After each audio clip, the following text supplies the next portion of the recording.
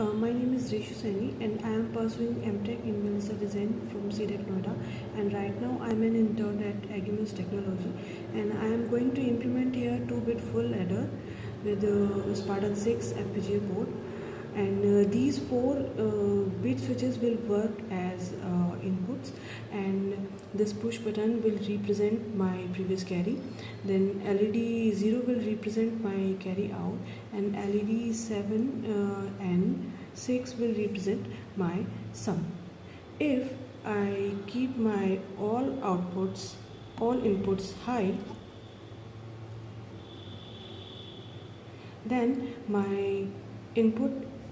is 1 1 1 1, and then output will become 1 and 0 with 1 carry here, and if there is a previous carry also here, in that condition the output will become 1 1 with 1 carry also.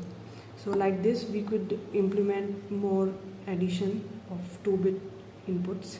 Thank you.